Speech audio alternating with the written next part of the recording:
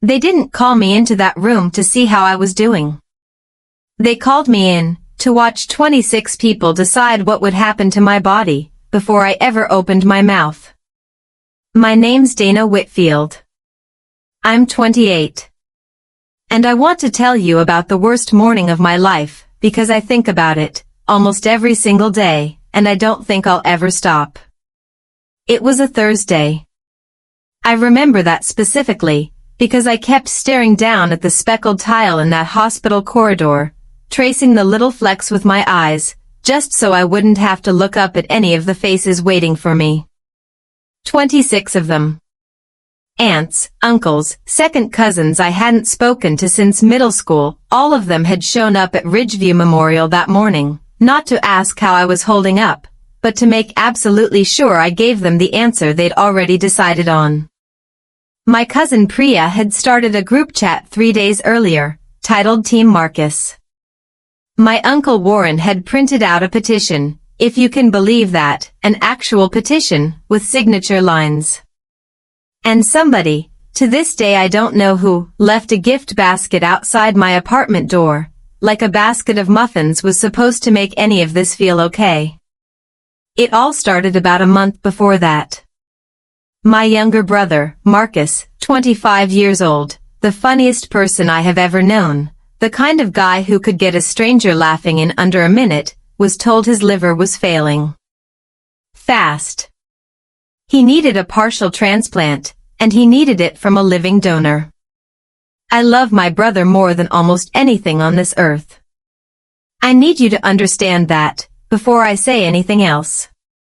But loving somebody, and being obligated to hand over a piece of your own body, are not the same thing. And somehow, in my family, nobody ever bothered to explain the difference to me before they made the decision on my behalf. The call came from my mother. She didn't call to check in. She called to inform me, and that word still sits in my throat like a swallowed stone, that I'd been chosen. Chosen. Like there'd been some kind of vote. Like my organs were up for nomination and the results were already in, and my opinion on the matter was just a formality nobody had time for. I told her I needed a minute to process it. She told me there was no minute to spare. I told her I was terrified. She told me being scared was a selfish thing to feel, when my brother was dying. I told her I wanted to talk to a doctor privately, without the whole family hovering over my shoulder. She told me that made me sound cold. So they planned what they called the gathering. That's what the group chat named it, with a capital G, like it was a title. And they held it in the hospital's second-floor prayer room. My father had already talked to the on-call chaplain. My Aunt Renata had ordered custom prayer cards, with Marcus's name printed across the top in gold script. And when I walked in and saw all 26 of them squeezed into those folding chairs, waiting, something inside me just quietly gave way, like a wall that had been cracking for years, finally lost the fight without so much as a sound. My mother stood up front, holding a microphone somebody had borrowed from the church sound booth.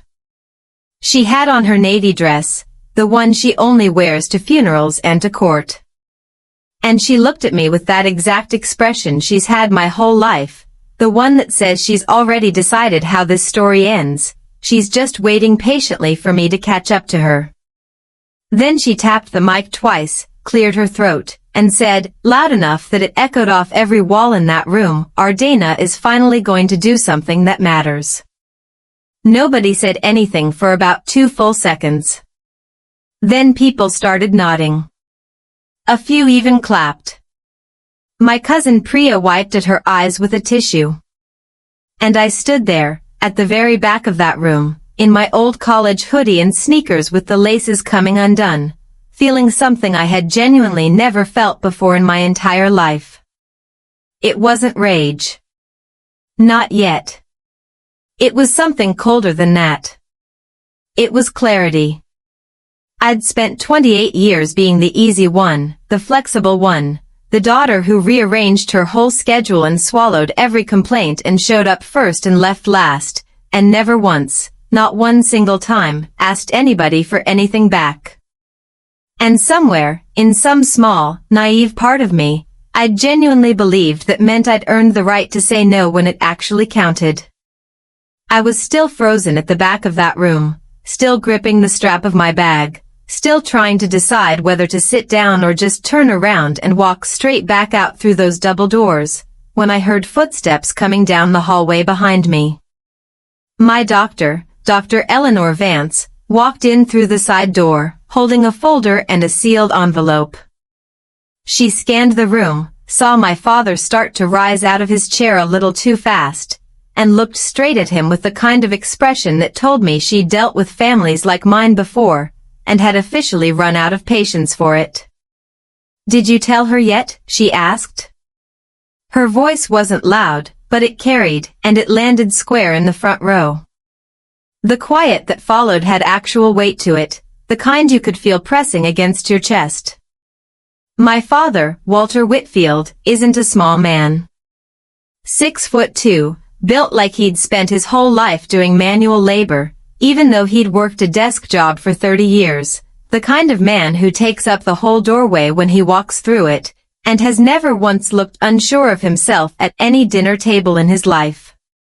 But in that moment, standing in that prayer room with 26 relatives staring at him, and Dr. Vance's question hanging in the air like smoke that wouldn't clear, he looked exactly like what he was. A man who'd been sitting on a secret, and had just run completely out of runway. He sank back into his seat and said nothing. Dr. Vance came to me first. She rested her hand on my arm for just a second, not for show, just the kind of steady, quiet touch that tells you somebody's actually in your corner. Then she turned to face the whole room.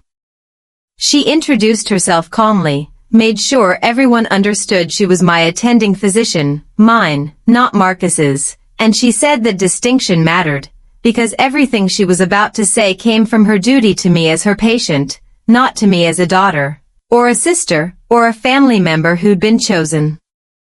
Then she set the folder down on the chair and held up the sealed envelope. 3 days earlier, she said, my father had come to her office privately and asked her to hold off on sharing certain test results with me until after the family had a chance to speak with me first. She'd refused. She told him flatly that I had a right to my own medical information, in full, immediately, and that if he wanted to be the one to tell me before she did, he had 72 hours to do it.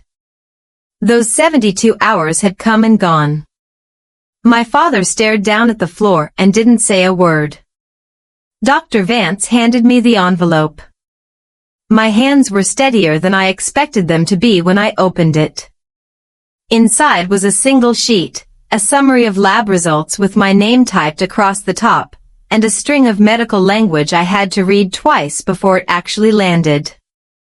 The plain version, the version Dr. Vance explained out loud for the whole room to hear, was this. During my preliminary donor evaluation, they'd found an abnormality in the structure of my liver, something I'd apparently been born with and never once known about. On its own, it wasn't dangerous. I could go my whole life without it ever causing me a single problem.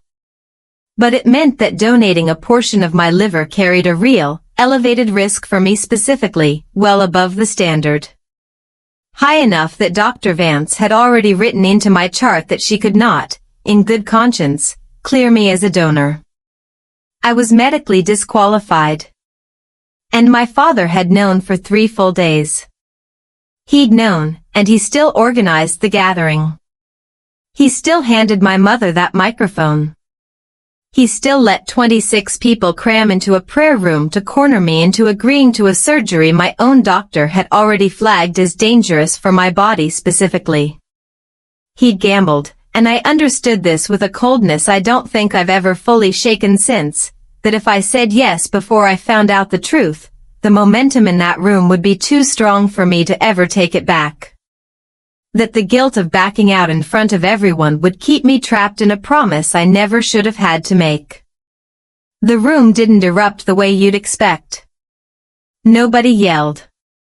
My mother sank down into her chair slowly, the microphone still in her hand, and set it on the seat beside her like it had suddenly gotten too heavy to hold. My Uncle Warren's petition sat forgotten on his lap. My cousin Priya stopped wiping her eyes. I looked at my father for a long time. He never once looked back at me. I want to be honest about what was actually happening inside me in that moment, because I think it matters more than the version people expect to hear. I didn't feel triumphant. I didn't feel that light, floating kind of relief people talk about in stories like this. What I felt was grief, deep, specific grief for the family I thought I'd had my whole life, standing there holding the proof that it had never quite been real, at least not in the way I'd needed it to be. That's the part nobody warns you about.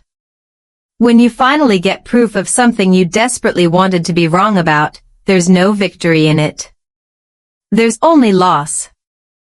Marcus got his transplant eventually, through the National Donor Registry, from a woman named Colette, 43 years old, a complete stranger from 3 states away who did it purely out of kindness and asked for nothing back. He's healthy now. We talk sometimes, carefully, slowly rebuilding something that got shattered in that prayer room. My father wrote me a letter about 9 months later, 5 pages, handwritten, more remorseful than I ever thought he had it in him to be. I've read it 4 times. I still haven't answered it. I don't know exactly what answering looks like yet, but I'm not scared of taking my time to figure it out anymore.